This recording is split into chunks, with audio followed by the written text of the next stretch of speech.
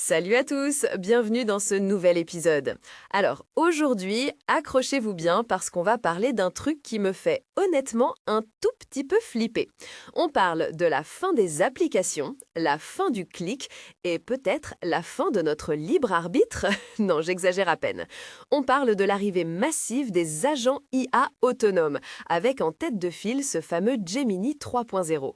Et pour en parler, j'ai avec moi Thomas qui est, dans un état d'euphorie assez inquiétant ce matin. Ça va Thomas? Mais ça va super bien, Sarah. Inquiétant, n'importe quoi. Je suis juste libéré. C'est le mot libéré.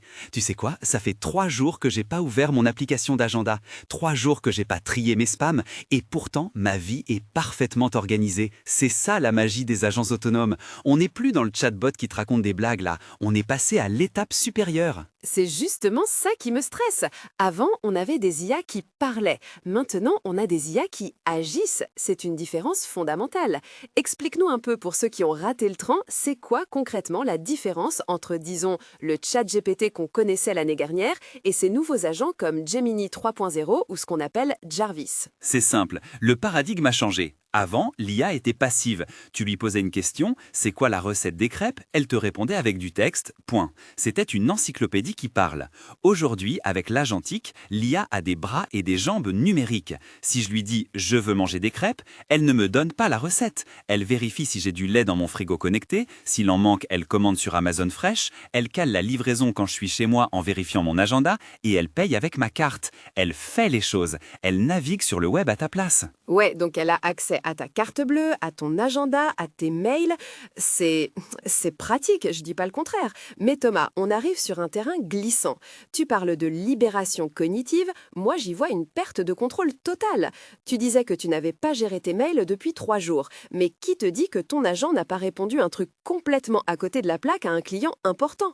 Ou pire, qu'il a pas mal interprété un ton sarcastique dans un mail de ton boss? Alors, c'est le risque, oui, mais faut voir la fiabilité de ces modèles aujourd'hui. Gemini 3.0, il a une compréhension du contexte qui est délirante. L'autre jour, j'ai reçu un mail d'un démarcheur un peu agressif, mon agent l'a détecté, il a rédigé une réponse polie mais ferme pour décliner et il a archivé le truc. Je n'ai même pas eu à lire le truc. Tu te rends compte du temps de cerveau gagné? C'est ça que j'appelle la libération cognitive. On passe nos journées à faire de la microgestion, cliquer sur réserver, remplir des formulaires, comparer des prix de billets d'avion. C'est abrutissant. L'agent, lui, il adore ça. Attends, il adore ça, on va se calmer sur l'anthropomorphisme.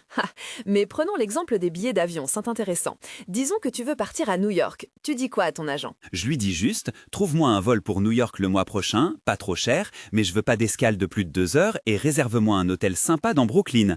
Et là, je pose mon téléphone. C'est fini. L'agent va aller sur Skyscanner, sur Booking, il va comparer, il va peut-être même négocier des trucs si c'est possible via des bots de service client et il revient vers moi juste pour dire « j'ai trouvé ça à 600 balles, je valide ?» Et si tu valides pas? S'il a choisi un hôtel qui a l'air sympa sur les photos, mais qui en fait est au-dessus d'une boîte de nuit. Toi, humain, tu aurais peut-être lu les commentaires clients qui disent « impossible de dormir avant 4 heures du matin ».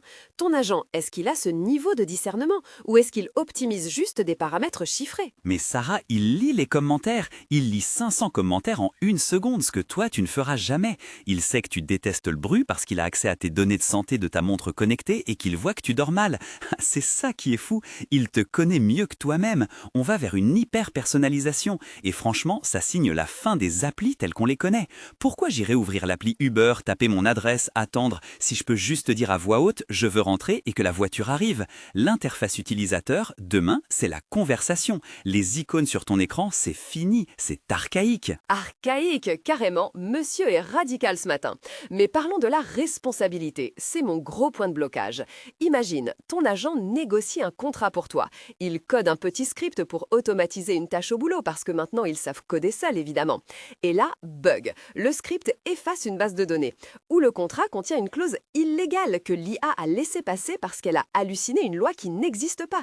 Qui va en prison, Thomas? C'est Gemini, c'est Google ou c'est toi qui as validé sans lire? Ouais, là tu marques un point. C'est le flux juridique total. C'est sûr que si mon agent insulte mon patron par mail parce qu'il a mal calibré le niveau de franchise, c'est moi qui me fais virer. C'est pour ça qu'on est encore dans une phase de copilote. On doit valider. Mais on sent bien que la tendance c'est l'autonomie. Et honnêtement, je suis prêt à prendre le risque. J'ai tellement l'impression de devenir l'esclave de mes notifications. Si une IA peut devenir mon bouclier, je prends. C'est marrant, parce que moi j'ai l'impression inverse. J'ai l'impression que si je délègue tout, je deviens incompétente. Si je ne sais plus chercher un vol, si je ne sais plus rédiger un mail diplomatique, si je ne sais plus organiser mon temps, je deviens quoi? Je deviens juste la personne qui nourrit la machine avec des prompts. J'ai peur de devenir l'assistante de mon assistant. Genre, je passe ma journée à vérifier qu'il n'a pas fait de bêtises. C'est pas de la libération, c'est juste un changement de paste. L'assistante de l'assistant, j'aime bien l'image. Mais regarde l'histoire de la tech. Quand le GPS est arrivé, les gens disaient « Oh mon Dieu, on ne saura plus lire une carte routière, on va devenir débile !» Bon, ok, plus personne ne sait lire une carte routière. Mais est-ce qu'on est plus malheureux? Non, on va juste plus vite, on se perd moins. Là, c'est pareil. On va perdre certaines compétences logistiques pour se concentrer sur la créativité, les relations humaines, boire des cafés en terrasse pendant que l'IA bosse. Ouais, boire des cafés pendant que l'IA bosse, c'est l'utopie qu'on nous vend depuis les années 50. Au final, on bosse toujours autant, mais le rythme s'est accéléré. Ce qui m'inquiète aussi avec Gemini 3.0 et cette génération d'agents, c'est l'effet black box. Si l'IA prend une décision complexe, par exemple, refuser un rendez-vous médical parce qu'elle juge que c'est pas urgent, ou investir ton argent d'une certaine façon. Comment tu retraces le cheminement de pensée? Si elle se trompe, comment tu corriges le tir si tu ne comprends même pas pourquoi elle a agi comme ça? C'est le problème de l'explicabilité, oui. Mais d'un autre côté, est-ce que tu comprends vraiment comment fonctionne l'algorithme de recommandation de Netflix? Non. Pourtant, tu lui fais confiance pour ta soirée. Là, c'est juste que l'enjeu est plus grand. Mais imagine le potentiel pour les personnes âgées, par exemple. Un agent qui gère les rendez-vous médicaux, qui vérifie les interactions médicamenteuses, qui appelle les secours si besoin. C'est une révolution du care. Faut pas voir que le côté Black Mirror, Sarah. T'es trop pessimiste. Je suis pas pessimiste, je suis prudente. Il y a une différence. Et puis, il y a le modèle économique. Si ton agent fait tout pour toi, il devient le gardien de ta vie. Google ou OpenAI ou Apple, celui qui possède l'agent, possède littéralement ta vie. Avant, il voyait ce que tu cherchais. Maintenant, il voit ce que tu fais. Il devient l'intermédiaire unique entre toi et le monde. Si je veux acheter des chaussures, je ne vais plus sur le site de Nike. Je demande à mon agent. Du coup, Nike doit payer l'agent pour être visible. Ça change tout le commerce mondial, ton histoire. Ah mais complètement, c'est la fin du SEO, du référencement tel qu'on le connaît, c'est la guerre des agents. Mais pour l'utilisateur final, pour toi et moi, franchement, ne plus avoir à scroller sur des pages web bourrées de pubs, c'est quand même le rêve, non? Peut-être, ou alors c'est le début d'un enfermement dans une bulle de confort tellement parfaite qu'on ne saura plus en sortir. Bref, on ne va pas résoudre ça aujourd'hui, mais c'est clair que Gemini 3.0, c'est pas juste une mise à jour, c'est un changement de civilisation, rien que ça. Carrément. Et moi, je retourne faire une sieste pendant que mon agent prépare l'épisode de la semaine prochaine.